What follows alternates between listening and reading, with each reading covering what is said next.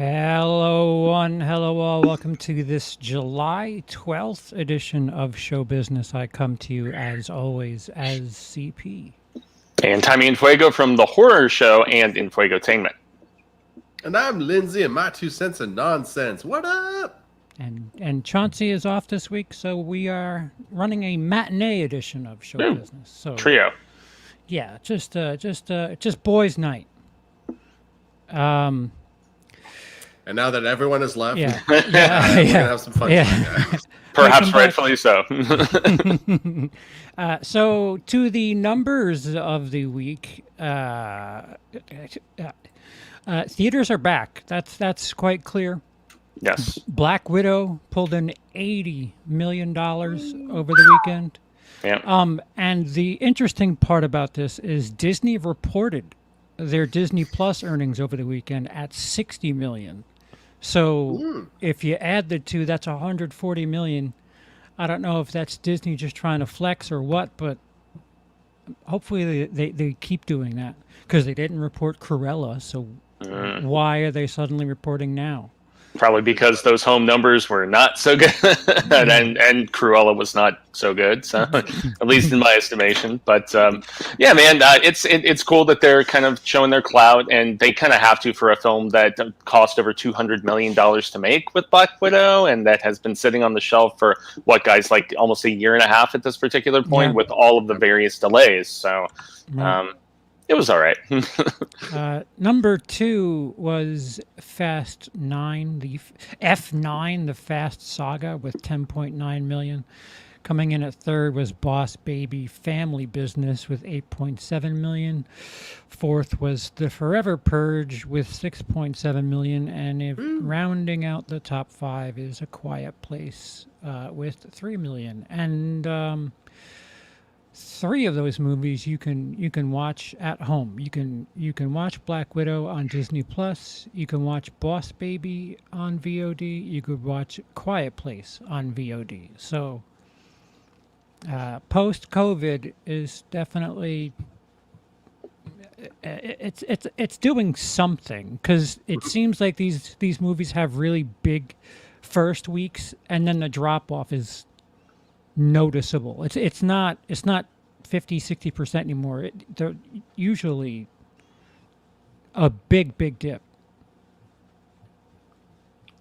Okay, guys. No. I was waiting to see who was going to chime in. Yeah. There's not as much of a sustain factor, and I mean, there's less in theaters. But having gone to see Black Widow in a theater, I will most definitely say that. It was packed. There were a shit ton of people in there, and not everybody is masking anymore. They're no longer like spacing the AMCs and stuff, which is where I was at. And I know, most of us are, vaxxed up and whatnot, but with Delta variants and stuff and considerations of boosters. And I mean, we saw what they did with, the Olympics and how they're not going to allow patrons. And so we're not out of the woods yet, despite how much from a commerce standpoint, 25,000 new cases a day. So exactly. Something. There's still still Missouri's just on fire. Like I don't know. Yeah. But at least the theater chains are doing their thing, and the people are showing up in droves. So good for the Black Widow. Yeah. So thoughts on Marvel Studios' dusty 1.5-year-old property, Black Widow? Oh yeah. This movie about a character who's dead. No, Lindsey hit it. Yeah. My apologies. I saw it both in theaters and at home. I did the double dip just to kind of like do the little experiment here, and also I kind of, after watching it the first time on Friday night and kind of thinking about it for a couple of days, I decided I did just kind of want to know what it was like in the theater, just out of morbid curiosity. Doggo, if anyone's curious, by the way, Doggo. And honestly, I kind of liked it more at home. There wasn't too many people in the theater, so I didn't have to worry about that so much. And I will admit that there was a very annoying baby in my showing, so maybe that had something to do with it. But like the fight scenes were like kind of easier to follow on the small screen in a weird way. It was kind of overpowering, all the quick cuts and the shakiness in a couple of the moments. And something I'm noticing in a lot of Disney movies over the last couple of years is like I don't really have bad vision, or at least not that I'm aware of. Last time I got checked, I'm like 2021. But sometimes when I'm in Lucky. the movie theater watching, I'm just over here bragging about my movie.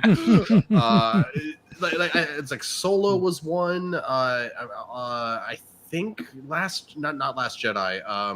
Rise of Skywalker Rise as of well. And a Skywalker. few other Disney movies. Like sometimes like the way they use flashlights in the movie, or like the way that they do like the muzzle flashes on guns, like it like almost like it's directly into the camera, it just hurts the eyes. And like I did not have that problem at home, but on the big screen, something about it was kind of overpowering. I don't know. I'm just I don't know if that means anything. I'm just giving my honest reaction to the movie right now. But overall, it's good. I liked it. I want to see more of David Harbour and Florence Pugh, and if that's not what this movie was attempting to do, I don't know what it was attempting to do. Yeah, I can definitely.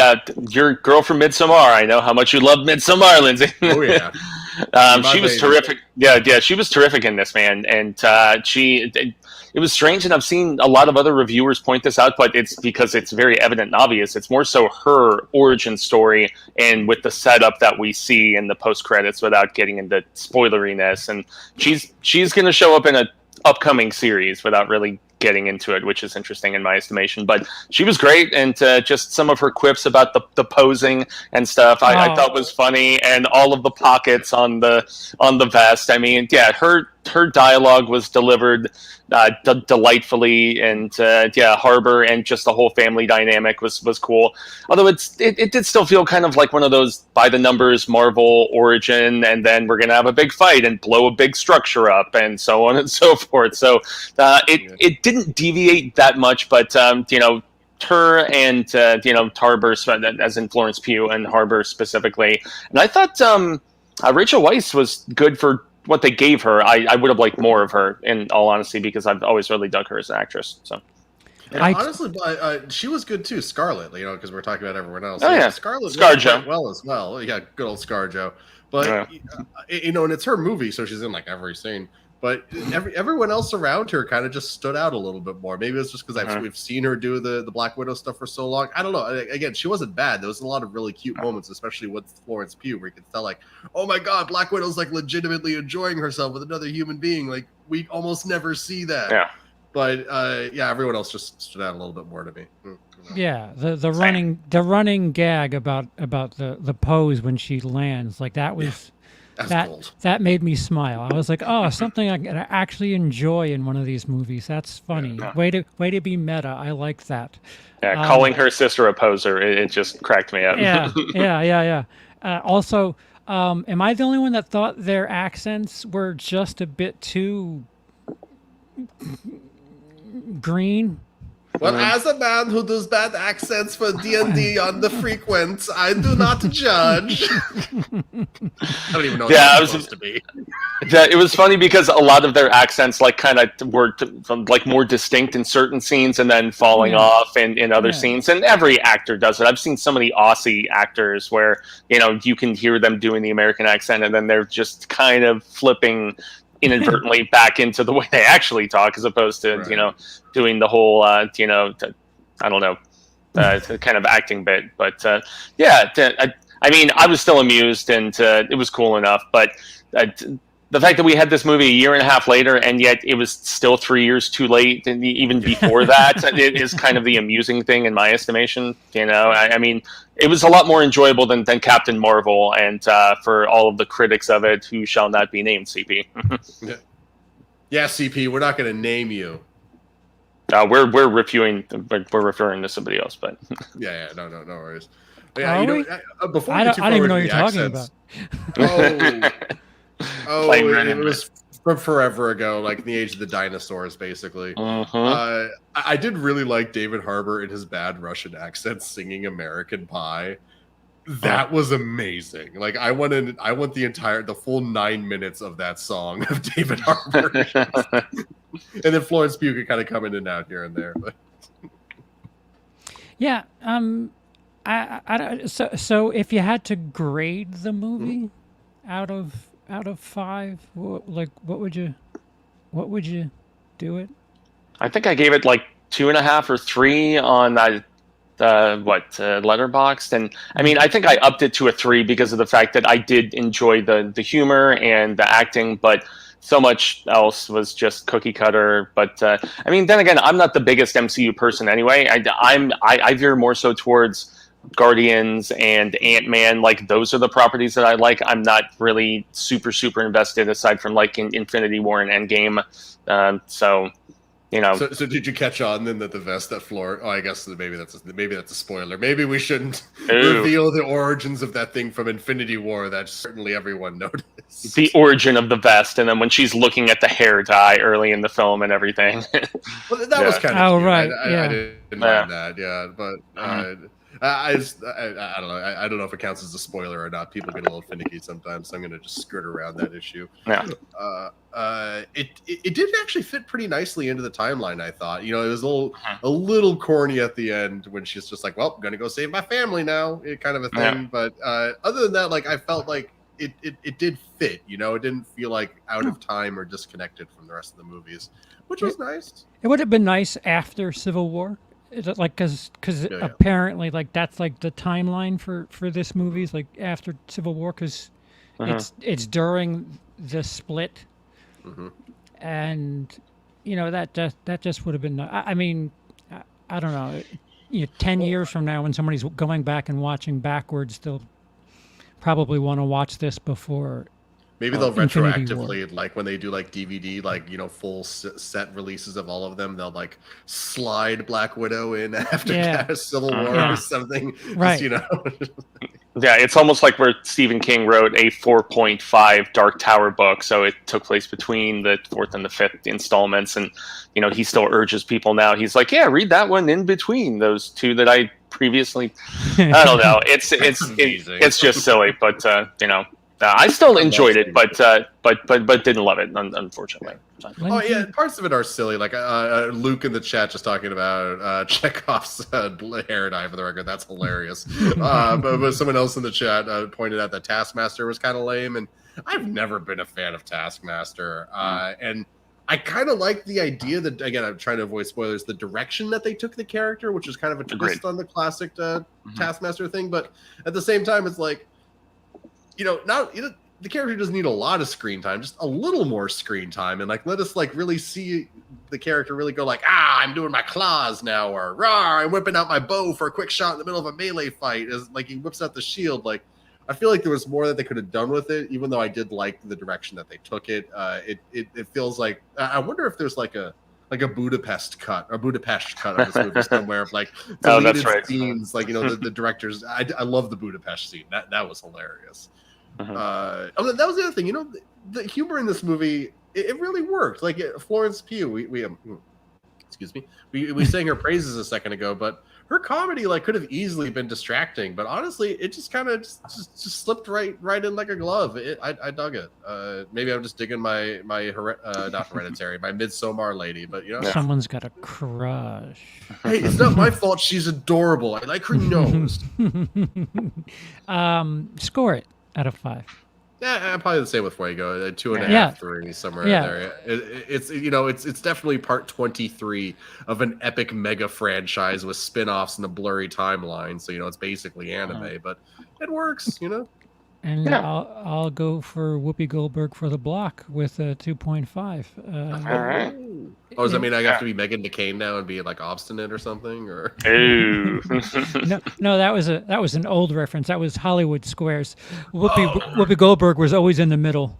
That makes sense. Yeah, and I always just remember her from TNG, where she was guying in, serving the drinks, man, slanging. So serving the drinks till Q shows up, and she's like, "Come at me, Q," and I'm like, "Whoa, guiding." For all our 50-year-olds in the audience, going right over their proverbial heads. That's one thing that's what I've loved about being in Napa. Like one of the local TV stations, or just whatever, maybe the Sling TV that Mom has here, is during the week there's like Star Trek Next Generation, Deep Space Nine, Voyager, Enterprise. I could just watch as much Star Trek as I want. It's TV, like what TV was before TV wasn't TV. Yeah, honestly, it's been kind of fun. Commercials are annoying as hell, but they're still kind of fun to, just like a little, like, I haven't watched a commercial in years. It's been a nice break. Oh, you don't want to watch commercials. I never realized how much medication there is in the world. Oh my God. Holy shit. Yeah, because I still subscribe to Hulu with the ads, and it's pretty much always something, whether it's an antidepressant or something for liver failure or whatever the hell it may be. It's the side effects. You're like, whoa, I don't even. What the side effects are? What the thing is? That doesn't make any sense. Yeah. Whenever I see an antidepressant commercial, it's like, if you have thoughts of suicide, contact your physician. I'm like, you're an antidepressant. You should be getting me away from that. Yeah. Not that I'm not. We are treating the situation, not curing you. So that's the distinction here. I can say from experience that there is some medication that does not do what it's supposed to do. So in the chat right there, actually, sorry not to segue away, but Rhapsody Review says something I really agree with. The family dynamic was the best part of this movie. Like, I wanted that dinner scene to just be longer. Like I said, I wanted David Harbour to sing the entire American Pie with Florence Pugh. I wish Rachel, why can't I say his name? Rachel Weisz deserved more screen time, is what I'm trying to say. They were just a great quartet. I almost said quadrilogy, but I'm like, no, it's a quartet, Lindsay. The four of them all just played off each other really well. And one of my biggest issues was in the first act, the first two acts, I guess, or whatever, the first half of the movie. There was like almost too much action. Like, did we really need that long of a fight scene between ScarJo and Florence when they first meet? Like, can't they just say hi? Like, do we need to hang out and shoot some vodka and talk it out or whatever? That scene was amazing. Hi, Sophia, come here. Sorry, and also the young Natasha, that was what, Mila Jovovich's daughter, from what somebody was telling me. What was it? Really? I believe so. See that. Yeah, they've got rocking that hair, that like bluish hair that she had going down. I thought the Mila jaw. I could totally see that. Yeah, it was an effective opening to the film, and just the nastiness of the acquisition of all of these girls, and the programming aspect. And I thought it was a little off-putting though, where they kind of played the whole taking out the uterus and everything, playing it for laughs. That was weird. A little odd, very weird. But especially David Harbour just instantly going through, well, why are you so upset? Is it time of okay. Time of month? Time of month. And then she says, I can't have it. And then she explains with explicit detail why she can't have that. And I was like, why the fuck are we hearing this? Am I going to have to, who would like that on this movie? Because it's really, really a bit too much. It was funny, but this is how you're saying hi for the first time in 20 years. Can't we? I feel like you need a certain little time to get to that place to have that. No, they took my lady parts out. Yeah, they took my reproductive organs out, so I can't, or just don't have that joke. Yeah. Fucking. I don't. Luke gave they it. addressed it earlier in the movie when they said, "Did you ever want kids?"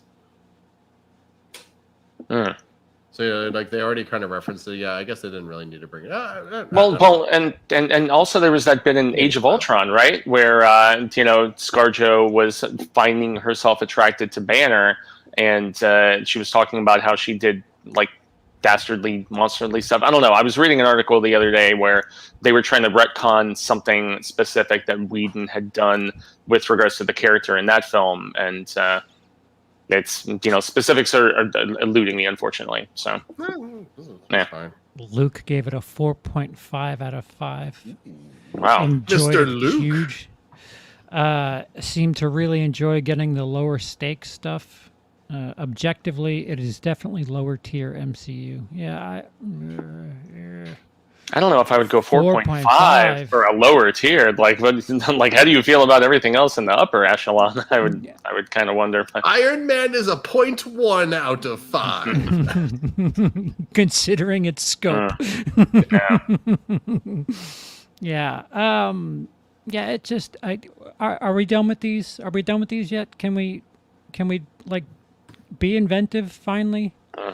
You have the formula. You've seen it work.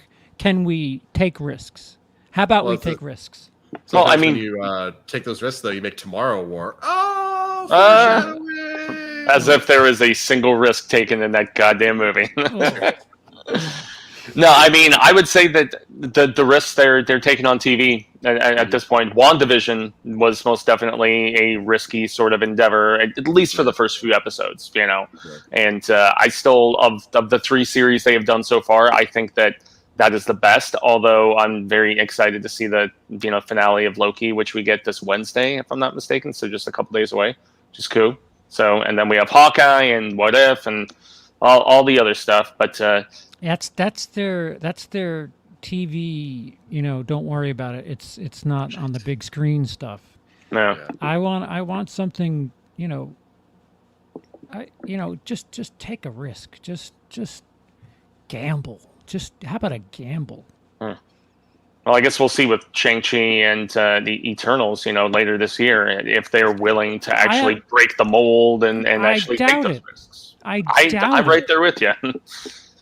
It's Well, just gonna be the Shang-Chi at least same is shit. a bit of a gamble in the sense that apparently China really does not like that character at all. So you can expect that this will be a Marvel movie that won't make a lot in China. Well, or will be reshot and done everything possible to appease China. Well, weren't they also Go ahead. really averse to Mulan too? If I remember as well, the live action Mulan, weren't they not about it? If I remember, It didn't do well at all over there. Yeah. Which is stop trying to make Disney happen in China, because you just can't make it happen there. Just make American garbage for Americans. Yeah, make fetch happen instead or something. I don't know. I mean, we can do our best, but So I'm also really confused by Shang-Chi because they keep talking about the 10 rings.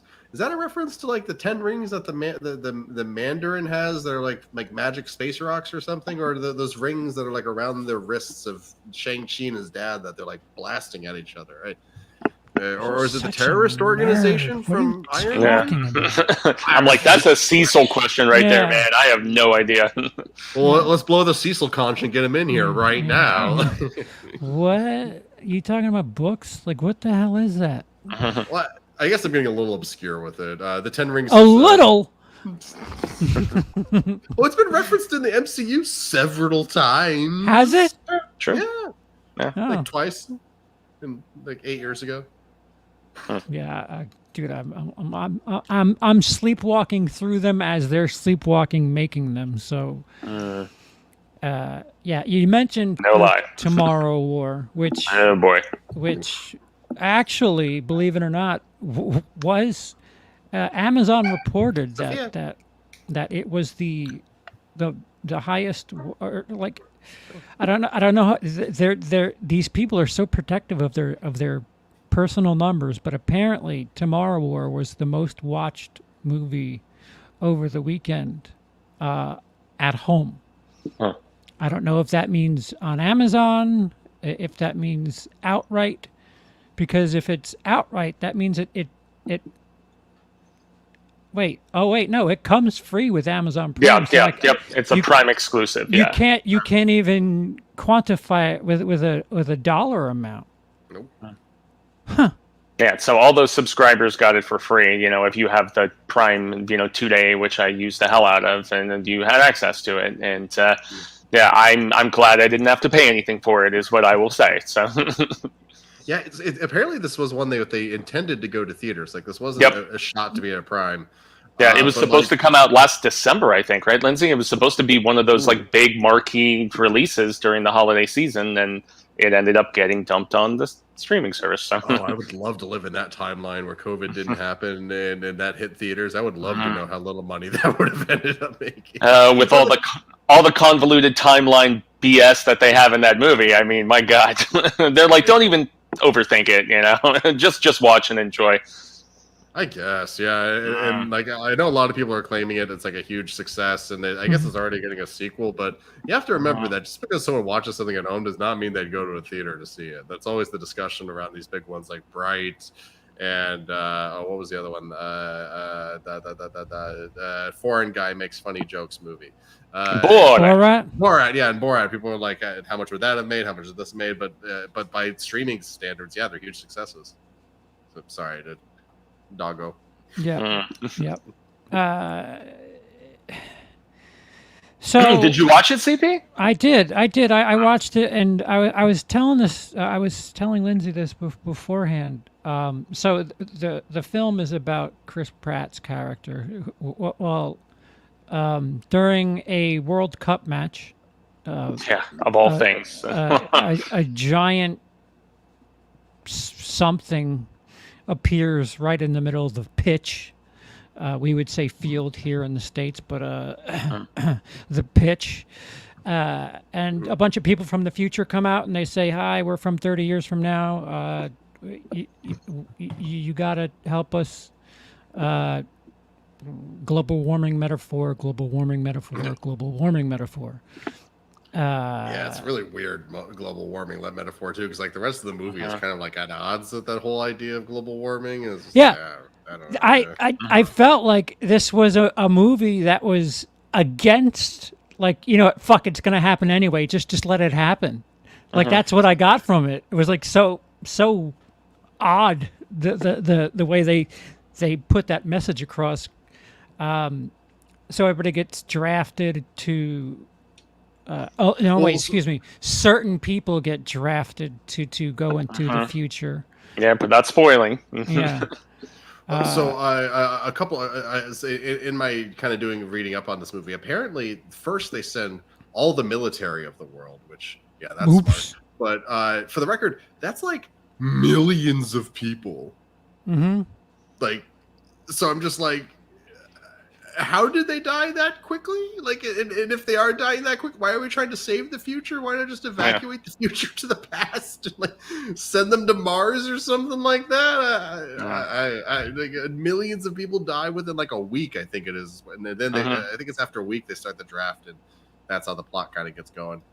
That's where the funniest videos that I've watched about this were Lindsey's video on my 2 cents of nonsense. Jump over there and check it out, everybody. And still giving credit, though, which I appreciated, to the fact that it had a concept where they could have ran with it and done something interesting, but it fell onto lazy writing and not really just justifying fleshing stuff out. I did get Starship Troopers vibes at times, like you were saying, but but in the worst possible way. I mean, cool creatures, but without the savvy satire aspect. In turn, it was dumb.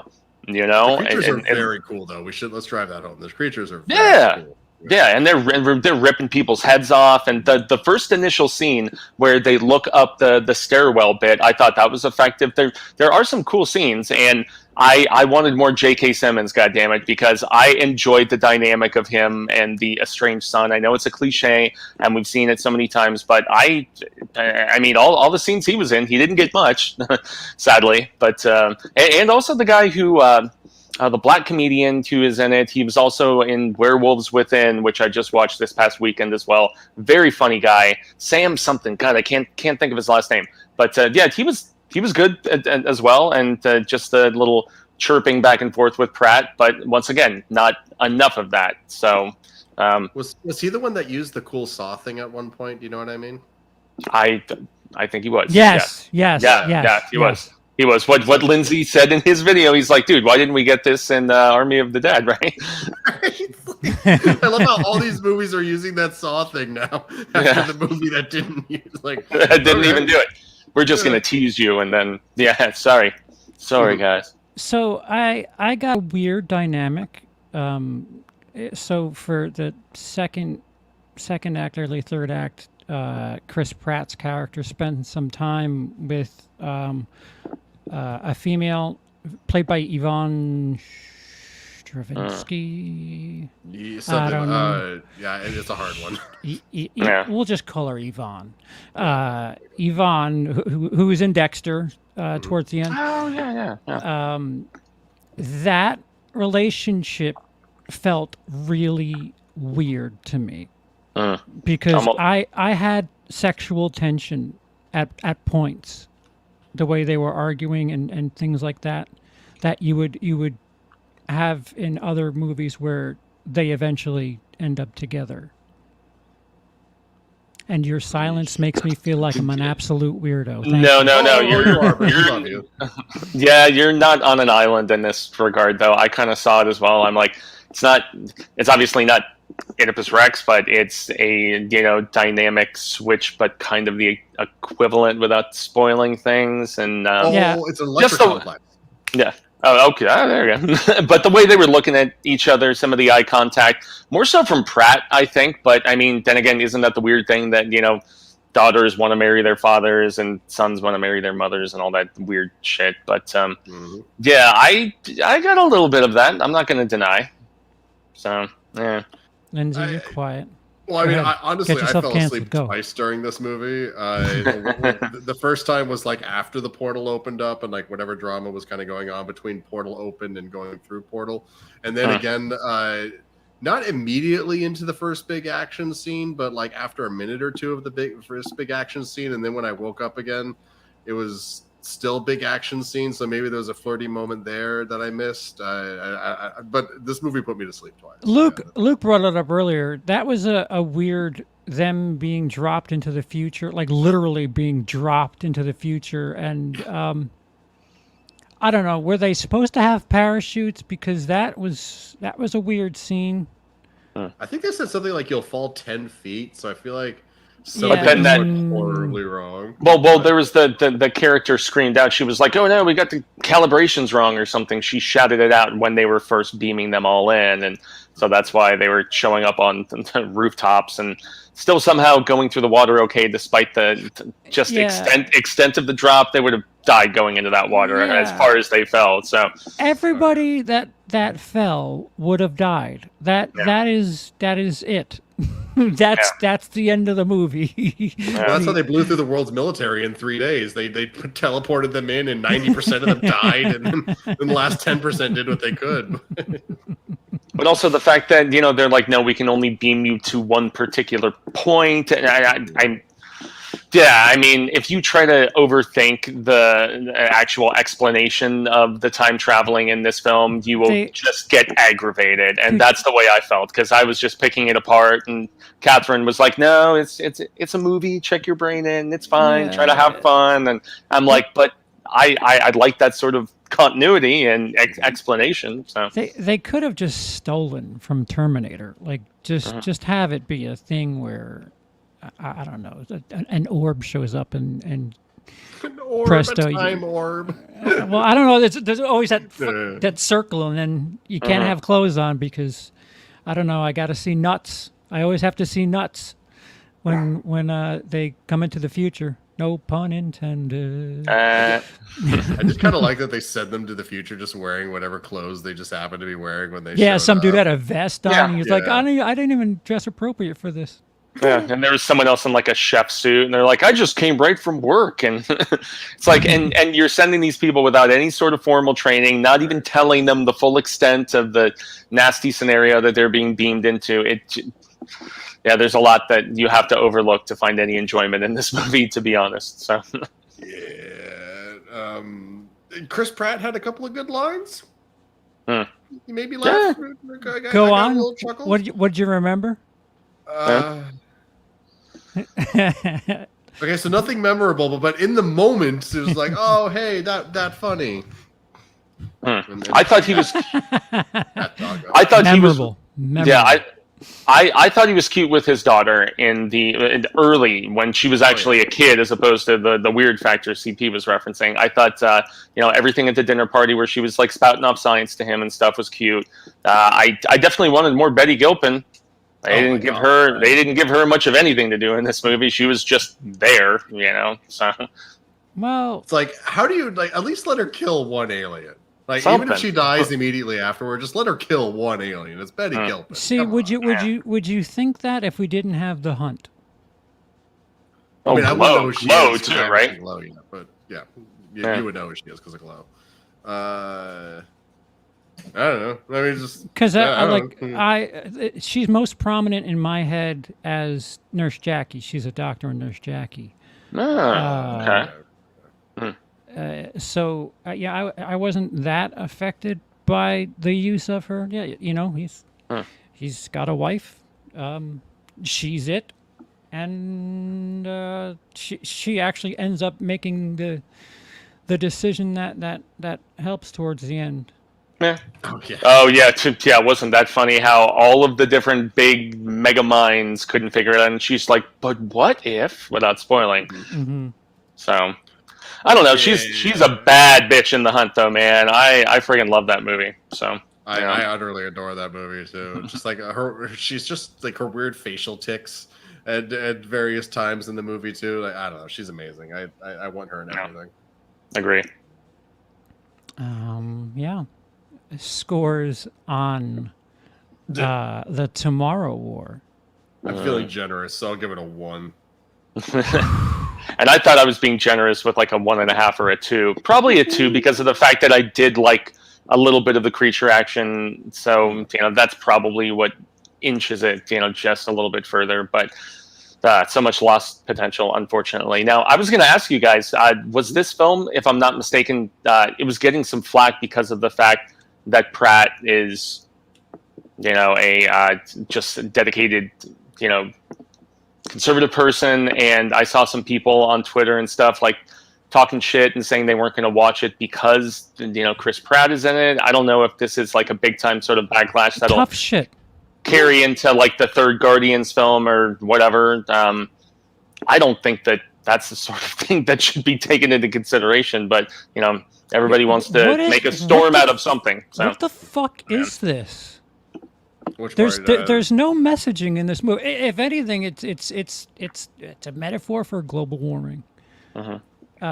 And you can also make the argument that's like that it's trying to push like maybe not nationalism, but like the way a that little it's like, bit. no, just join the military, just believe the army, it's fine. No, just go die, it's fine. Yeah. Everything's cool. But Chris Pratt, if you liked him in Jurassic Park, if you liked him in Guardians of the Galaxy, if you liked him in I don't know that one with Jennifer Lawrence, he's that guy. Like Passengers, I think it was called. He's that guy. Right. What? So what? We're just gonna write off conservatives now. That's the way to do it, Hollywood. Just so. Both sides are so fucking stupid. It's ridiculous. Absolutely ridiculous. Because he's in the movie, you're not gonna watch it. Agreed, and there definitely is a lot of people that are kind of like he wore like a Gazdan flag or Gazgit flag, whatever that's called, the "Don't Tread on Me" flag shirt, and like I don't think that's a reason to be upset at him. But the church that he goes to, and that he's doubled and tripled down on this. So Tom Cruise is still okay then? Oh well, I mean, it was. And Woody Allen, we're still letting Woody Allen just make movies and give him awards. I think the reason those why are... people are upset about Chris Pratt over his church is because the church donates to what's it called, conversion therapy, which has been labeled as a torture method by the ACLU, I think.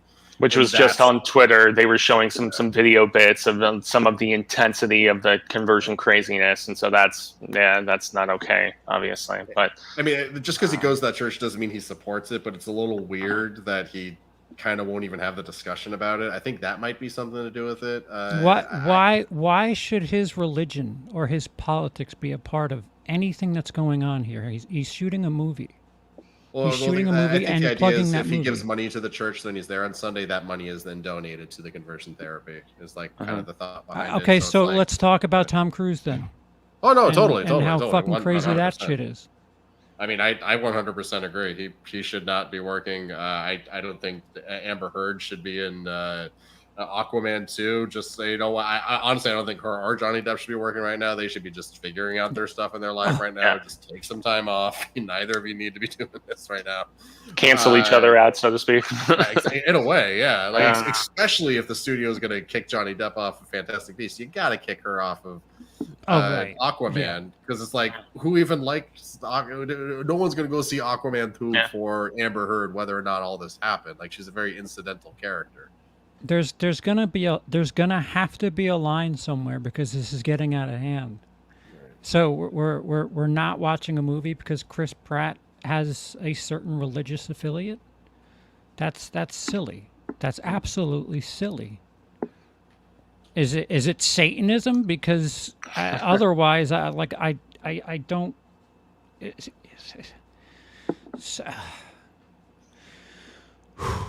Well, I mean, on the other side, though, there's lots of staunch conservative people who don't want to support big time liberal left wing actors too, especially if Very they're true. very outspoken with their personal politics and stuff. So That's fine. I mean, yeah. Don't make an announcement about it. Just don't do it. If you're not going to support somebody, don't support somebody. I don't understand this like call to arms. It's And it might also be like maybe it's like a combination of like, because like the movie itself, I'm not going to say it's like super right leaning or right leaning, because like if anything, it's even not less, left. Yeah. Oh no, but I mean, but like Nobody earlier this year was a great movie, and that's a super like conservative dad wish fulfillment movie, in like all the best ways. I adored Nobody. I'm not even with all that stuff. Like I thought it kind of made it work. John Wick for dads. Yeah. Yeah, exactly. Yeah, exactly. But like the way that the Tomorrow War is like, no, we don't need the government, man. We just need these soldiers to do these things, and the soldiers just need to do their job, and the government needs to get out of their way. Was like a little like you're kind of getting a little too far into the right there, but also I feel like maybe other movies have done that too, and I don't know. Although it's another thing we've seen in right-leaning movies too, where there's a decry of the ineptitude of the government, and so they have to kind of take matters into their own hands, vigilantism, and so forth. And you also have to keep in mind that if they use military, the military has to approve it. So they got to be a little careful with whatever they do if they're using certain military insignia. I do forget about that, but that's true. That's why Brie Larson shot a thing for the Air Force so that they could use all the jets. Right. So although still it was very Starship Troopers in the fact that they were sending these untrained people or minimally trained people into the friggin' meat grinder, So I don't know. Literally just to die too. I think they said it at a couple points. Like, look, if there's anything left after a week, we'll bring you back. But well, good luck with that. And it's just like, oh my god, like, can you give these people like a moniker of hope? Like, not just act like they're just gonna just die. Well, maybe they can explore that a little further in the upcoming sequel coming soon to Amazon Prime. So. Aaron, I want you to remember tonight. Aaron in the chat says, as the most likely lone conservative in this chat, this is the type of shit that Hollywood pulls that pisses us off. I agree, Aaron. This is unnecessary, completely unnecessary. I'm 100% with you.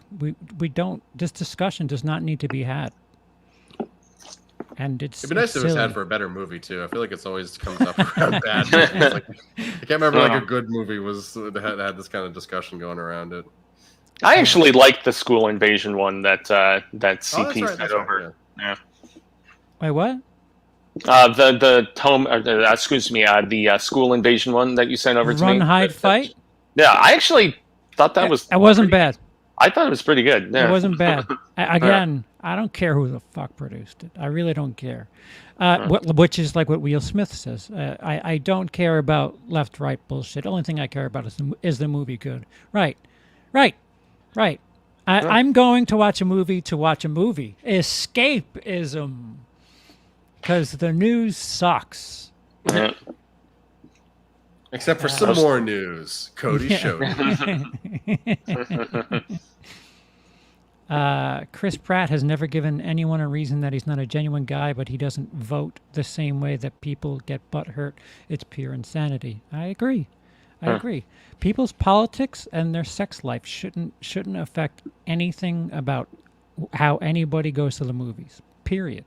Or their religion. Yeah, unless you're Bill Cosby, because then your sex life is most definitely something. Well, I, when I refer to sex life, I know, I'm kidding. I do mean awake. Yeah, mutual party sex. Something consensual. Yeah. So the not Amazon. To Netflix. Hulu, Netflix. Okay. Netflix is 2/3 of the way through a horror trilogy that I don't. Fuego, you're not allowed to talk about because that's horror. Yeah, we're like holding off until the end of the month, and we're going to talk about all three of them as a trilogy together, because if I'm not mistaken, they all kind of interlock from what I understand. So, Have you not seen it yet? I still have held off on watching. I'm just going to binge all three together. So, but I've And heard good stuff about 78 specifically. Really? Yeah. I am flip flopped. I enjoyed 94. 78 I thought was boring. Boring. That's the one with the girl from Stranger Things, right? Yes, that's what, 78. Max, I want to say. Yeah. It's I don't know. We'll wait for the third one, because I was planning on doing the same thing as well, covering them all at the same time. 94, there's certainly a lot of homage to horror of that period. I mean, there's a shot for shot a tribute to Scream. There's a shot for shot tribute to The Shining. There's a shot for shot tribute to Nightmare on Elm Street. A lot of Easter eggs that, these clickbait things you missed videos are going to get fucking rich off of. So is King Shark in there? That's all I need to know. So I haven't seen any of the Fear Street is what you guys are talking about, right? Yeah. Yeah. I haven't seen any of it yet, and I hear it's good. So I was trying to tune out just slightly, so nothing got spoiled there. But Okay. All right. Do you guys both like it? Like, Fuego hasn't watched. Chauncey, I know. Okay. Chauncey, I know, has reviewed the first two.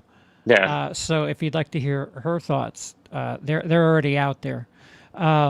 Yeah, she had said that going too far. I know she had one of those headlines that is most definitely like attention grabbing. They're much more violent from what I have seen a lot of people say than they were anticipating. I mean, because R.L. Stine, everybody is like, oh, Goosebumps, and that's in his for kids stuff, and he has written much more violent fare, and that's what they're basing this off of. So that was my issue with the second one. The second one's really gory, but it felt like it was more immature. Yeah, it felt like the tone didn't match the gore. Like you see a naked ass during a sex scene, and the gore's turned up, but Wait, it's nice still ass, badass, like it's ass, just an ass mid bang, if you will. Cool. I do like how Stein always he does kind of thread that tonal line sometimes in like the weirdest ways. Like what was it like? Because there was Goosebumps, and then there was like Goosebumps 2000. I think was like a reboot of the series or something like that. And I had the first one of that series, and it's about like an alien invasion. And the way the aliens invade is they hug you. And then when they're hugging you, they like insert themselves like into your body through their like weird like fingers that are so like everyone's like going around hugging each other, but then like taking over their bodies. And I'm like, this is like okay, like really messed up. Like I see a friend of mine, I give him a hug. Am I gonna become an alien? Like I don't like this. Anti-public displays of affection. No PDA, says R.L. Stine. Oh, it would have been a great thing to release during quarantine, right? Yeah, Mike in the chat says, definitely need a break between watching the Fear Streets. Too much teenage debauchery for back to back to back. I have faith in 1666 to finish strong. That's the only weird thing that I think there is about the trilogy is it's 94, 78. Those are separated by 24 years, and then you just fucking jump 200, whatever just hundreds of years in the past. Like, what did they lay dormant for a very long time? Oh god, what's that show that I've tried watching and I can never get into? American Horror Story, where it's like each thing is like they're not even like kind of sort of connected. They're just like very well they tangential. So far what I am through 1 and 2. They lean on the events of the first one. There are flashbacks to the first one. Oh, really? The second one opens with the first one, and the second one ends with things happening in the first one. So it is very much a trilogy in that regard, as opposed to 3 films loosely connected or whatever. Yeah, no, the universe appears to be wrapped around this 1994 deal. So Oh, and I was just looking. Maya Hawke is in the '94 one too. So another Stranger Things alumni. That's interesting. Oh, I really like her too. She was so good in that, and then really good Yeah. in the Tarantino movie. I'm digging Maya Hawke, man. I Yeah. can't wait to see what she's Maya gonna do. Hawke, Yeah. Mm-hmm. which Yeah, she is the daughter of Uma Thurman and Ethan Hawke. She played Robin, I want to say, in the third season, and I think so. yeah. She And was the like- girl that Steve was working with at the ice cream place. But at the moment, like I spent the entire show just looking at her, being like, "I've seen you before. Yeah, I haven't. Who are you? Where do I Yeah. know you from?" And then I learned her parents were Uma Thurman and Ethan Hawke. I'm just like, "That's where I've seen you before. You look like the perfect amalgamation of your father and your mother."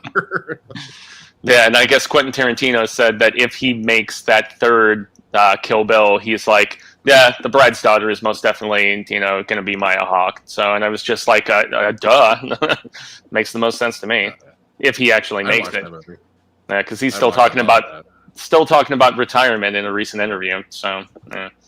Come on, give me my Star Trek movie as your last movie, Tarantino. Give me your Star Trek movie as your last one. he's too full of himself to retire. no, He's definitely not not. going to retire. Stop. Well, I mean, look at Steven Soderbergh retired and did TV for a while, and he actually has that new movie on HBO Max, No Sudden Move, I think it's called, that I've been wanting to watch. The cast is like friggin' stellar in that. You've got John Hamm, Benicio del Toro, Brendan Fraser, various others. I'm trying to remember, but it's a stacked cast, and it's not theatrical. It's HBO Max only, and it's like a '50s crime caper that looks incredibly entertaining. But haven't gotten around to it yet. There was something on VOD that I swear they made the poster look. They did it on purpose. Bruce Willis is in some sort of space movie, and they have somebody who looks quite a bit like Ben Affleck with a beard, and the way the poster is presented. It's the isn't it? Oh, dude, CP. It's the one with Frank Grillo, right? Yes. Yeah, I saw it. It's total shit. It's absolutely horrible. But the poster, I'm like, right. is this somehow connected to Armageddon? This looks really samey. Yeah. But I'd watch a sequel to Armageddon. I was like, that's an interesting. Why are both of them in that movie? But okay. Yeah, call it Mormageddon or something like that. I don't know. Yes. So it was shit, huh? Oh, it was horrible. Yeah, if you want to watch a good Frank Grillo movie, because he's been in a couple which were pretty exceptional. Is it Bonus Round or Bonus something? The one where it's like kind of like a video game, and it's him. It's almost like a ground boss battle. Is it Boss level? Boss level. Yeah, that's a fun movie. And then he also did another one called Body Brokers, where it's about basically the industry of putting people into rehab and not curing them.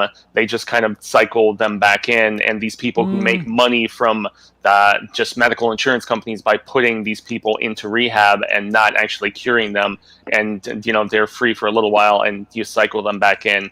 Grillo he's talented, man. I've liked him since that second Purge movie. So yeah, he's good. Very good, man. Bruce Willis has stopped caring. I don't know. I genuinely don't know why he's still working, because money. Care.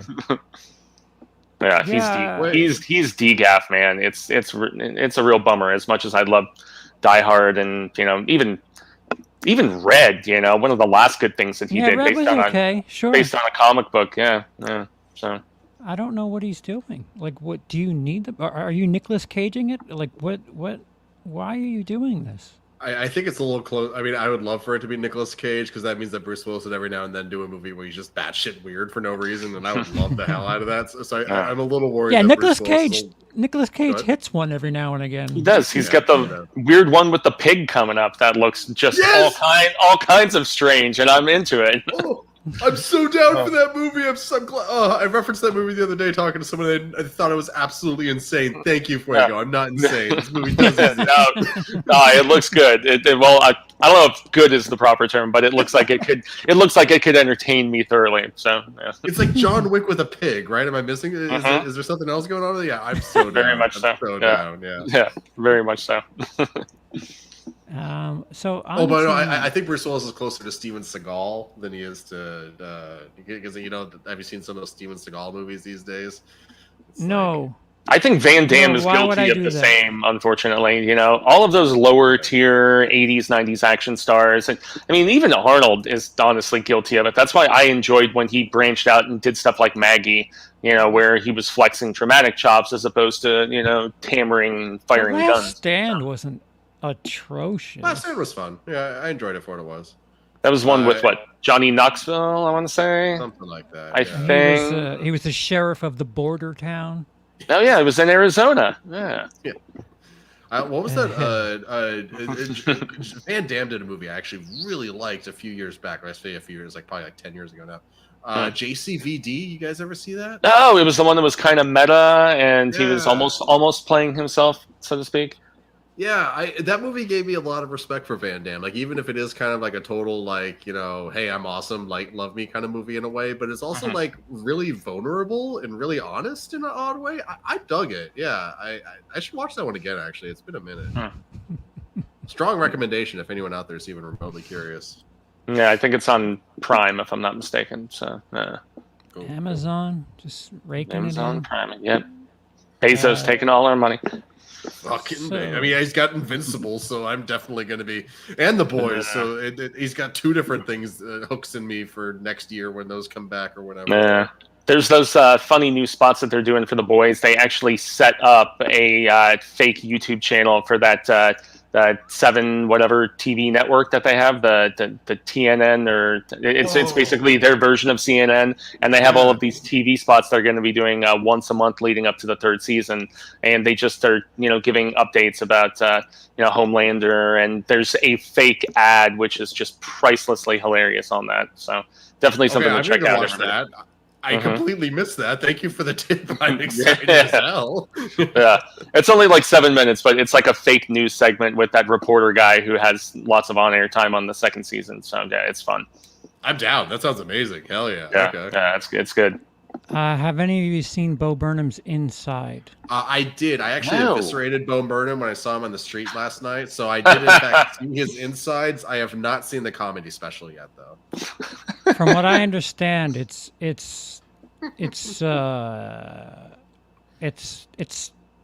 quite candid. Yeah, Chauncey was talking about it a few weeks ago, if I remember right. He films it in his house, like he films it mid-COVID, and I think mid-depression too. And I think that's where Luke brings up where I'd relate to a lot of it. I'm intrigued, but at the same time, I don't want to. Escapism again is what I'm looking for. Give me Vin Diesel shooting a shotgun because family.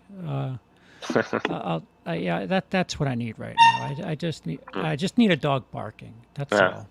Well, That's little Sophia right now. no, CP, I am totally with you, man. I've experienced enough of my own personal angst throughout this, and I don't need anyone else's angst to relate to. I would rather not dwell upon it and envision myself in a completely different stupid world where there are aliens that have invaded and we have to jump into the future so that we can kill them in a mock draft. And I mean, if that's the worst of the scenarios that I can transport myself to, then so be it. So. I keep saying, where's our modern day Back to the Future, where the most important thing is you have to make sure your parents hook up. Yeah. What a concept! It's a time travel movie, but the most important thing is you got to make sure that your parents kiss. Well, and also, your mom wants to bang you. Yeah, also make sure that you do not get down with your mother because, talk about Oedipus Rex like we were discussing earlier. Hey, tie it back into Tomorrow War. Yeah. Boom. Well, I mean, maybe the Tomorrow War is in a way like modern. I'm not even gonna try and give it that. That's where you have to watch the pitch meeting, man. The pitch meeting skewers the timeline stuff so hilariously. Props to Ryan George, man. He never ceases to amuse me. So. He is very talented and very funny for sure. Yeah. There's a writing team there. I would imagine there is. But I mean, the fact that his stuff on his own channel has pretty much all the same semblance of humor. I would imagine he's leading the charge, so to speak. So, or so I surmise.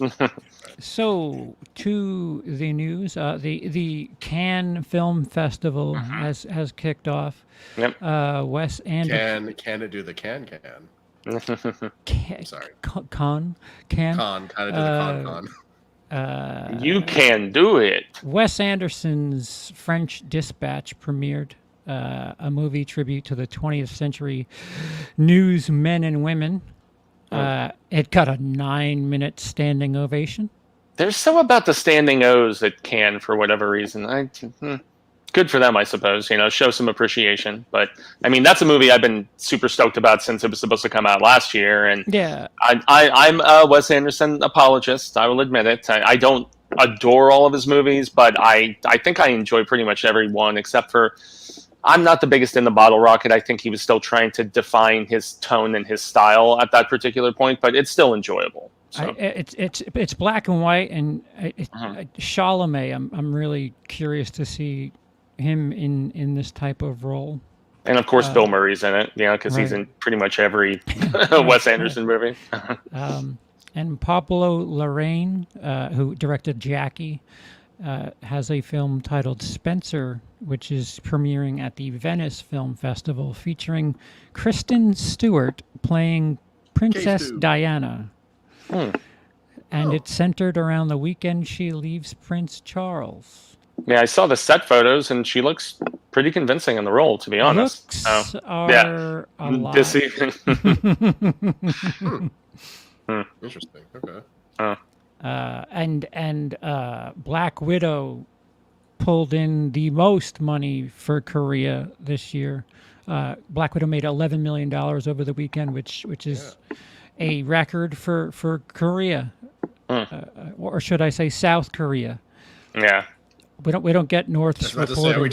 I was about to say I just watched Team America on the 4th of July, so get that distinction, Yeah. And so we get the dailies in from North. I'll stick with South. But what a depressing thought. But do you think do they get movies in North Korea? Yeah, propaganda. Well, I mean, other than I've seen a couple documentaries where they have like TV, but it's very, state television, saturated garbage.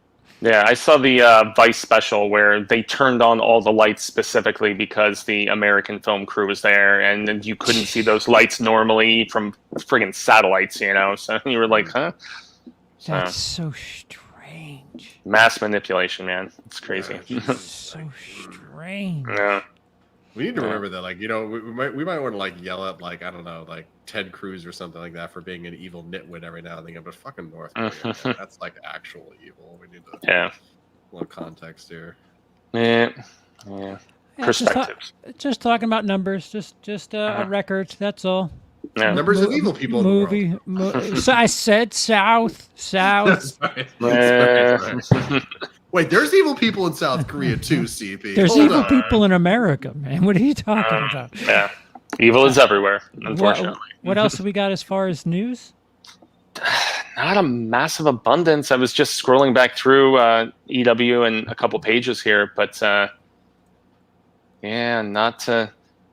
is anybody excited about another Fletch movie? I mean, that's a thing. Confess Fletch. John Hamm is apparently going to star in and produce the third Fletch movie. And is he playing Fletch? He is playing Fletch. So no Chevy Chase coming back, unfortunately. So that's a bit of a bummer because I would love to see him come back, but he's too busy doing stand-up specials with Steve Martin and the Martin Short. So That's a thing. I'd watch that. That is a trio that is just fantastic in my estimation. Yeah, especially because I just got into Community finally in quarantine here. It'd be interesting to see him do more modern stuff. How is it? Community? I loved it. I really did. There's season 4 is extremely hit or miss. Season 5 has a sharp downturn for a bit after a character leaves. I won't spoil who. You know, it's just a little heartbreaking when that leaves. And then season 6 is a mixed bag, but there's enough good stuff in season 6 that it's definitely worth holding out for.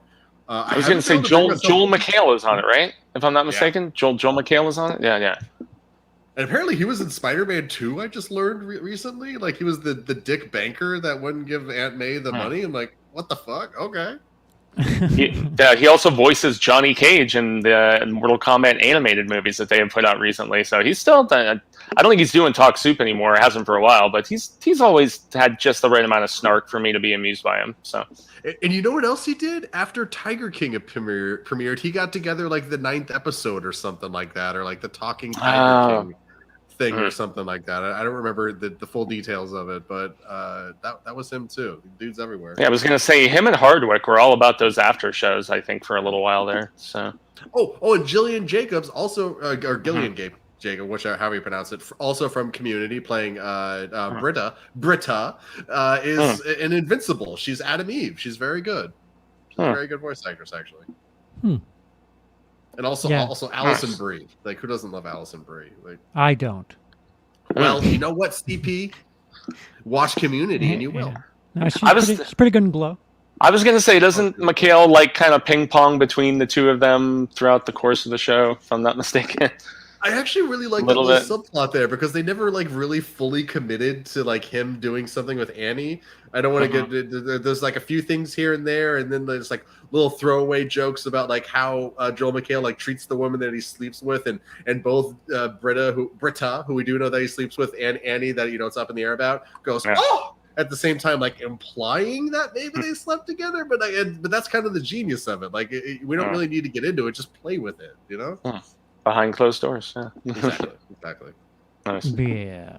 I haven't been able to bring myself to watch the last episode though. I hear I'm a fan of Rick and Morty, but ever since I've seen Dan Harmon in interviews, he kind of gives me this Quentin Tarantino vibe where he's a little smug from my He knows his shit doesn't stink, and I just I don't know.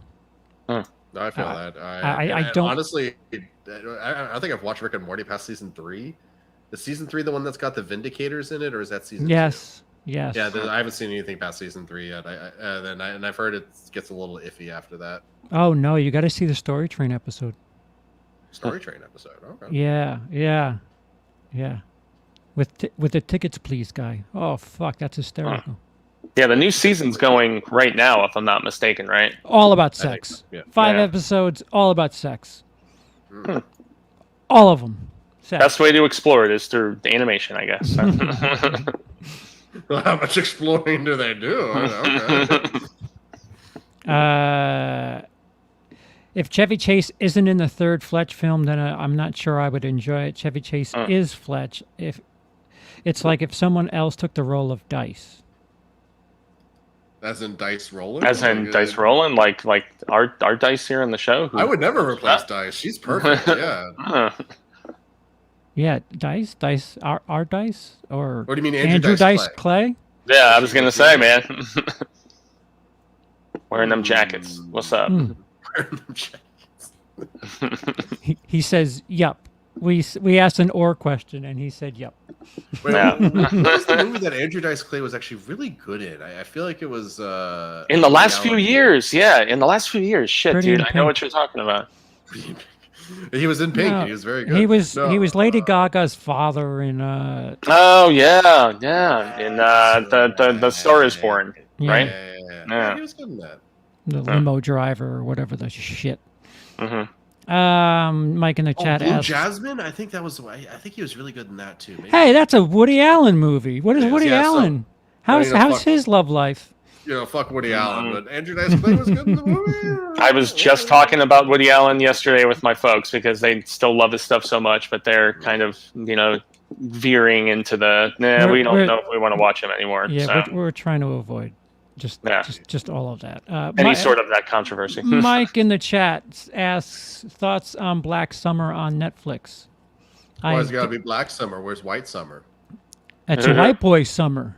What about Midsommar? Oh, brought it back around again. What is Black Summer? I don't know anything about it. Yeah. It's I think the third season just premiered, third season, something like that. I know it's a horror-centric show, but I have not watched it, unfortunately. There's Likewise. too much stuff to watch. There's a lot of horror out there. It's kind of hard sometimes. Like, Yeah, you know, that's why I don't call myself a horror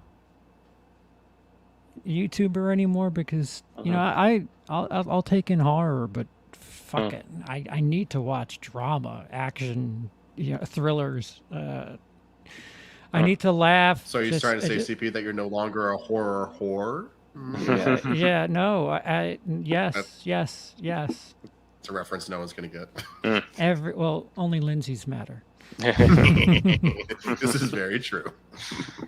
I still watch a lot of drama, though, as you guys know. I mean, one that I enjoyed quite a bit recently, it was called The Birthday Cake. Jimmy Giannopoulos directed it.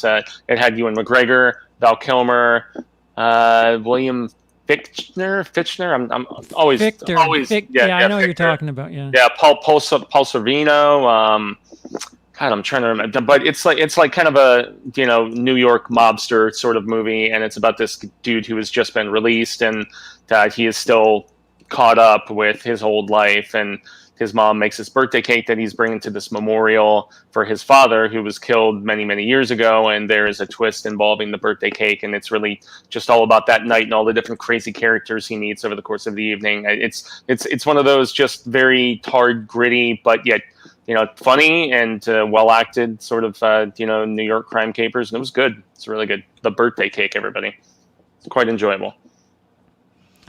Wheel says, I can't understand why you guys can't separate art from person. Well, it's not us that's doing it. It's the fact that it seems like it's pick and choose with the public, and that's what's frustrating, to me at least. Because some people are okay, some people aren't, and it's just like if we're gonna start disowning people for bad things they've done, well, we're gonna have nobody left. We're gonna have nobody left to watch. Yeah. Well, for me, and this is like a little personal, little childish, I'll admit it, but it's like I know so many talented actors and filmmakers and writers and things like that like will never get the chance to be the next Woody Allen or be the next Mel Gibson and stuff like that, even though they're insanely talented. All they need is that one chance and that one movie.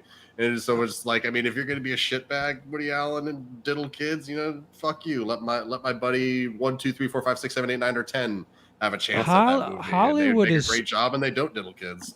Hollywood is full of hypocrites. As much as they talk about nepotism in politics, I watched a movie that had Steven Spielberg's son. That how the fuck did he get that role? Yeah, I was going to say Honeydew, I think. Honeydew, that's it. Yeah. And the thing was that movie was okay, but he was on like Good Morning America talking about this movie. Those sort of small indie horror films do not get that sort of press serving. Right, exactly. Like, not at all. So, exactly. Yeah, that's where it's kind of handed to you, so to speak. Don Johnson, Melanie Griffin's daughter, suddenly gets gift wrapped stuff. No. Although Maya Hawke is pretty good. I'll give her credit. I like her. Sure, but it's still an easier path. You're right, man. Somebody asked me. Zach asked what the last good comedy I saw was. The last comedy I saw that I really, really laughed hard at was Game Night. Oh, it's so good. I love that movie. Yeah. I would say the one really that hard. Yeah, I'd say Knives Out. Knives Out. Knives Out. I just watched it the other night. That Werewolves Within. It's from the same guy who did a small indie called Scare Me, and it's just got a strange whimsy. It's a horror film about possibly werewolves, but not 100% sure. They keep it kind of shrouded in mystery, but it does veer into, it's almost like Clue because of the fact that there's this storm and the town loses electricity and they're all in this like bed and breakfast of sorts, and they're trying to figure out who the werewolf is, and they're like second guessing each other, and then in turn start killing each other because of their suspicions, and you're like, is there really a werewolf here? And so that it's fun for whatever reason. It stars the girl from the AT&T ads, and she is really amusing. I have to say, I didn't know she did stuff beyond commercials, but she's funny in it, and yeah, it's Flo, it's or? from the No. AT&T commercials. Oh, okay, Yeah. yeah. Yeah. Progressive AT&T. I know. Yeah, exactly. But Sam Richardson, I think her name is Milena something. I'm looking at her IMDb right now. Yeah, she's actually done a lot of stuff. Milena Vaintra, but she's obviously making bank doing those AT&T ads. So, props to her, I suppose. But born in the former USSR. Interested in watching the Val Kilmer documentary Val when it comes Oh, out. Which is I just saw the made trailer. by Val Kilmer, yeah. Yeah, well, Watch that. Have you guys ever see The Snowman on the subject of Val Kilmer? No. Very, very bad movie. I mean, it's not even really worth calling a movie in a way because it never really got finished. They never was shot that the everything. one? Oh, was that the one with Skarsgård? I want to say. Was Skarsgård in that? Or no, not Skarsgård. What's his name? Who plays Magneto? Yes, Fassbender. Yeah, Fassbender. Yeah, all Yeah. these Euro actors, whose names are just mishmashed in my head. Totally fine. J.K. Simmons is in it too, but barely because they didn't get to shoot all of his scenes because so much of the movie never got shot. They just tried to stitch it together anyway. And, I remember. Val Kilmer was in that after surgery or something like that. So you could just it's. I don't blame him at all. But it's a rough watch if you're a Val Kilmer fan. It's a rough watch if you're a movie fan, but if you're a Val Kilmer fan, it's even harder. Yeah. So, how's the documentary, Fuego? What's that? How was the documentary? All I know. Oh, is I haven't watched it yet. Yeah, I don't even know if it's out yet, if I'm not mistaken. They just dropped a trailer this past week. If I understand correctly. I just know that he has a lot to do with it. He's making it, and it's almost like a self-portrait of sorts. Well, I mean, if you guys haven't seen The Salton Sea, it's a pretty awesome movie. But all right, that's a conversation stopper. No, I don't know what the Salton Sea. I mean, I know what the Salton Sea is, but is the movie a documentary or what's it about? No. It's another one of those crime capery kind of Tarantino-esque sort of bits where he's this drug addict and yet he's also he's a trumpet player. His wife dies tragically, and then he falls into extreme addiction, and he goes around robbing places with a crazy cast of characters. But it's a very sad, tragic, sort of once again Tarantino-ish, Guy Ritchie sort of thing. But there's humor, there's extreme violence, and a great performance from Val. So yeah, cool. Yeah, it's good. It's good. I need to end something right now. The chat is running with this Hubie Halloween idea. That movie was fucking atrocious. I'll tell you what. I'll tell you what. The set design is really good in Hubie Halloween because it feels very Halloweenish in that movie. That's all you're getting from me. That movie sucks. Looks great. It was just dumb enough for me to find the mildest amusement, but it's nothing close to good. I mean, Shaq as the radio host was kind of funny, his dynamic with that older lady, but aside from that, no, it didn't really generate really any laughs for me. A couple chuckles here and there, but that's about it. Jake says Salton Sea is a better version of Memento. Yeah, because it does have the jumpy structuring. So better than Memento. I still haven't seen Memento, so no comment. But okay. Yeah, that's a bold declaration. I don't know if I would go that far, but Salton Sea is, I would say, very underrated for those late '90s, early 2000s sort of, noir-esque thrillers. So, yeah, it's quite good. Chug. I apologize. No, it's fine. I just need my vodka hit for the hour, otherwise I start getting the twitches. Have you guys ever watched The Flight Attendant, by the way? What? Have you guys watched Flight Attendant? That's the TV series with Quaco, whatever the hell. Capo? Cucaracha, yeah, from Big Bang The right Theory. winger for the New York Big Bang Rangers? Theory, yeah. I watched it this weekend with my mom. I really, really enjoyed it. It's not like the strongest mystery ever. I kind of was able to predict a few things. They kind of put a little too much emphasis on things that are supposed to be like a little subtle here and there, but it's incredibly well acted, and it's very fun and kind of funny in a few parts. It's just worth checking out if anyone's looking for something. Yeah, greenlit for a second season, if I'm not mistaken. So Correct. yeah, it's been sitting in my HBO Max cache for a while, but I mean, there's that. There's the oh goodness, I know Kate Winslet has a show I've been wanting to watch as I'm bringing up the document. Mosquito Coast. Oh wait, no, Mosquito Coast is Apple TV Plus. Never mind. But and I still need to watch season 2 of his Dark Materials, and I love season 1, so it's like, well, I don't know why I haven't gotten around to season 2 yet. I'm just a dick. I know, Aaron, but it got legs. Aaron's saying it was just a joke. Yeah, but some people caught on, and that's how rumors get started. I watched, I don't know, I forgot what the title of it was, but there's Megan Fox is in a movie. Oh, is it Till Death? Yes, it is. It's in my cache. I haven't watched it yet. Yeah. I watched about 5 minutes of it. She acts or tries to? Or? I don't think she Bruce Willis'd it, because every time she has a speaking line, you're behind her. And I stopped it. I was like, this is way too fucking weird. Like, why are they shooting from behind her every time she talks? Like, her face, just she does not emote. Is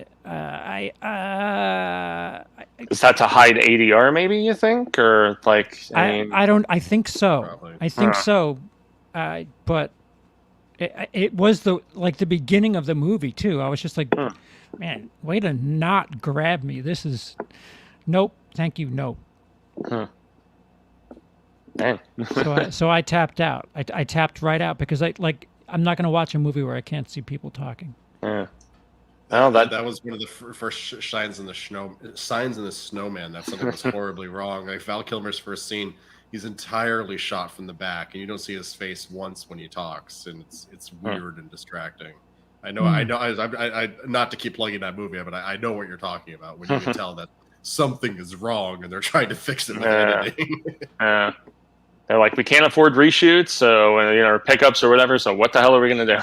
Seriously. Yeah, bring a mic to the actor's house and just fucking time it. Yeah. There you go. Jake asks if anybody's seen Censor or Gaia. They're the best horror films of the year. I have Censor on standby. Yeah, I saw Censor way back at Sundance last year, so it's been a minute. I liked it. It's all about the video nasties era and this woman who is in Europe and basically under the guidance of Margaret Thatcher, saying that you need to cut this out of this film so we'll actually approve the release of it. And she has kind of a dark past with a sister who went missing. And I mean, from a visual standpoint, it's great, well acted, but I found some stuff lacking in the scripting. It was very A24 to a degree, and I love A24, but I'm not saying that art house horror approach is always flawless. It's like a subgenre, A24 horror. yeah, art house horror. I mean, art 24 horror. So, but Gaia was good. Gaia was very solid. I think Cecil and I did it in the review roundup last month, and it takes place in the kind of the presumably South American, almost like Amazon basin, and there's these environmentalist peeps who encounter. I think Cecil was describing it as The Last of Us, with spores that infect people and make them turn and start to mutate and turn into something crazy. So I think it's that subgenre where it's body eco horror, I think is what people often describe it as. It's good. I mean, solid performances, cool practical. Yeah, it was enjoyable. Yeah. Fuego, if anybody, it would be you who have seen Perfume, Portrait of a Murderer. I have not. I'm seeing if the title even rings a bell. Perfume?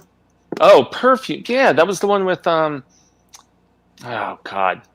I'm trying to remember if it's Antonio Banderas, I want to say, is in it, but I have not seen that film. I am familiar with it, but have not seen it, unfortunately. So, Jake says Megan Fox and Alexandria Daddario are both actors people are obsessed with, despite being bad at acting. I know why they're obsessed with Alexandria Daddario. yeah, it's the fact that she is very, very beautifully endowed, and Yes. True Detective showed us all of that. So, yeah. I don't know. I don't Very think big Dario's lungs. a bad actress either. I actually kind of liked her on what was that? She did a one-off episode on Always Sunny in Philadelphia. I thought she was actually pretty good. Oh, yeah. Yeah, watch her movies. She's terrible. She's Well, I fucking mean, awful. I understand that one. Which of the 18 million Texas Chainsaw Massacres is it that she's in? That's supposed to be, 3D. like, the absolute 3D, worst one. 3D. Yeah. And then she was in the one that came out just a little while ago, about the girls in the bus. Oh, yeah, takes place in the 80s. Yeah, the one with Johnny Knoxville as her father. Ooh, Yes, spoilers, yes, at the house. spoilers. Yeah, We Are the Darkness, I think is what it was Yes, called. Some yeah. in the Darkness. Some in the Darkness. Yeah, it was. Yeah. That movie was okay. Honestly, I actually think Megan Fox is a better actress than Daddario. I mean, watch Which isn't Jennifer. saying anything. I know it's not saying much, but I finally checked out Jennifer's Body. I had been avoiding it for years, and she's quite good in that movie. I have to say, Diablo Cody wrote the script and stuff, and it's a pretty great horror film that I think was overlooked by a lot of people. So Yeah. Thank you, Michael Bay, for Megan Fox, Yeah. but Yeah. she's a walking poster. Yeah. One of my sorry. favorite group watching things with like a group of people ever was Jennifer's Body with like 4 or 5 friends. There comes that scene where she suddenly just flies up out of the pool, and like we all just start laughing. I'm like, oh yeah, sure, she can fly now. Why not? And then one of the characters is like, oh, so you can fly now? Why not? And I'm like, okay, movie, get out of my head. Touche. Yes, Mike. The Perfection was very underrated. I don't know her name, but yeah, the chick from Get Out was in it. Where she's a cellist, if I'm not mistaken. Yeah. It was the Netflix movie where she was overseas and goes on the weird that was kind of a gross film if I remember correctly. Hitchhiking or something like yeah. I'm trying to remember the name of the actress. We Is that- Summon the Darkness. That was the one. Allison Williams is an actress that they're Yes. referring to from The Perfection. Yeah, she was in a really horrible movie I watched early this year where she had to fly a plane, and it was absolutely awful. Anyway. Perfume Portrait of a Murderer is one of the most unique serial killer films that I've seen. Makes for a nice double feature with May. May is quite a film, so that's interesting. Huh. My interest is piqued. Ooh, she played Peter Pan in the TV production of Peter Pan. That's interesting. Speaking of Gaia, I watched In the Earth and did not like it at all. It deals with a lot of very similar themes. I think I probably preferred In the Earth, but it's not for everybody. It's very psychedelic, and it was filmed during quarantine. It's a Ben Wheatley movie. I don't know. I enjoyed it a lot, but it's a little convoluted and veers more so towards visuals than plot. So I could see why some people wouldn't like it. Hello. Oh wait, hold on. Hi, Cecil. Hi, Cecil in the chat. How you doing, man? What is up, good sir? Just watched the Suns lose yesterday. It's great. It's still all right. Just relax. Spoilers. Relax. Everything's fine.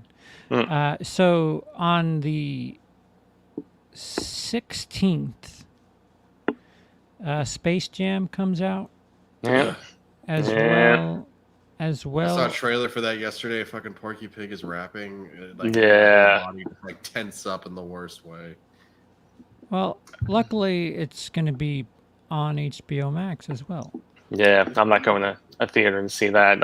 I've been using my A-list for other things like Zola and Black Widow. Did you like and Zola, stuff, by the way?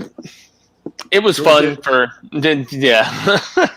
If we're talking about that, I missed it. My bad, but I'm just curious.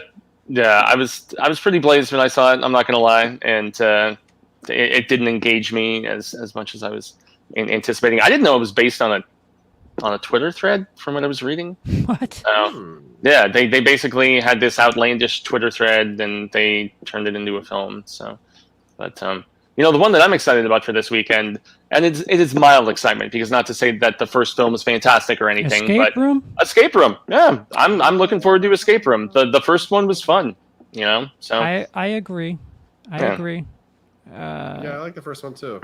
Fun for what it was. An introduction to Saw type movies if you don't want like too much gore. Yeah. I'm with you. That might be a nice escapism movie. Hopefully. Hopefully. Yeah, I think like that. the trailer gives away so much though. Go ahead. It does, and the title is terrible. And like the Tournament of Champions, you're just like call it Escape Room 2, like or another Escape Room or some shit like Escape that. Room 2, escape harder. Still escaping. Yeah. Escape Room 3 with a vengeance. Live free or escape hard. No time to escape the room or epic failure, Fuego. You tried though. No, I dug it. No, you failed. You failed. I did. Wow. Okay, all right. I'm not doing this Los Angeles rah bullshit. Yeah. Anything else as far as anything? Well, as far as home release, you've got this Gunpowder Milkshake on Netflix with Karen Gillan that I'm very excited to watch. So it's another peppermint action-centric lady sort of thing. But Karen movie, really? Yeah, I really like Karen Gillan, not just because she's a tall, pretty Irish or Scottish, I forget which, but Ginger. Gingy, yeah, exactly. And then also A Classic Horror Story is a Netflix release that is also coming out on the 14th, so here in just a few days, so looking forward to that. And the premiere of American Horror Stories, the anthology spinoff that they're doing on FX Hulu. So that's something else to keep on y'all's radars if you don't want to go to the theaters. I need to give that show another try. I hear the Roanoke season's good, and I love the Roanoke story. It's interesting what they do with that one. It's like basically 2 shows in one. The first 5 episodes are one thing, and then the second 5 they flip things, and it's I can't spoil it, but it's one of the most novel and just unique of all of the seasons, I would say. So yeah, it's good. Okay. Yeah, solid stuff. Plans for the week, gentlemen? Fuego? Escape Room with Cecil on Thursday, I think. So we're definitely going to be reviewing that sequel. Aside from that, I'll probably do a video discussing Black Widow, maybe with Catherine, since she saw it and she actually liked it more than I did. And it was good because she hasn't watched any of the MCU stuff, and so since it was more of a self-contained sort of situation, she didn't feel super lost and was. I don't know. She really dug the ensemble and the humor and thought it was solid. So yeah, I think we're going to be filming something about that sometime this week. And as much as I want to make a video, just taking a crap on the Tomorrow War, I think I'm probably just going to wait until the end of the month and talk about it with Cecil because he watched it as well. So yeah, I forgot what review I watched of you and the lady. Fuego. Oh, it might have been Cruella. I think Cruella. She was harder on it than you were, and I was like, shit. Love your guys' Purge review, by the way. That was a fun video. I actually liked that movie, man. I thought it was fairly solid. Too. And actually, last weekend I watched the entire Purge TV show on. I still have yet to watch it. You said you're working on a video, like about the show, or just the series in total, or? I'm scripting something right now that's just kind of me just talking about the Purge, where it works, where it doesn't work. We'll kind of see There's what's no going to end up sharks coming. in that show. I do have some shark news coming up in a second here, but nice.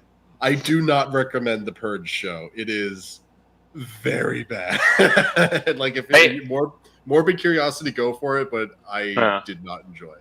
There was 2 seasons of it, right? There was, I think? yeah. And the second season started out extremely promising. So I thought it was going to be like, the first Purge isn't great and the second Purge is amazing.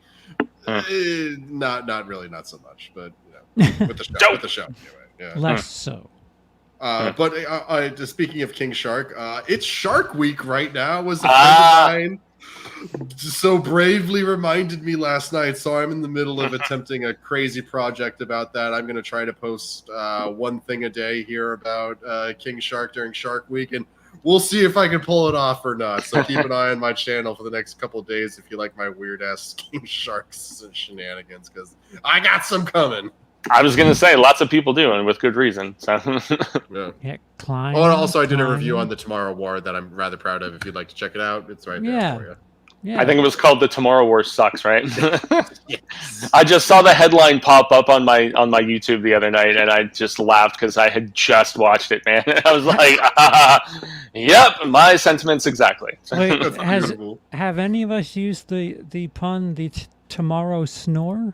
Because that would have probably worked for you. Considering you fell asleep twice, that would have. Yeah, you're first to it. Yeah, and I've also been checking. And I've also been checking out. There is a new scripted podcast called "Surviving Hawkins."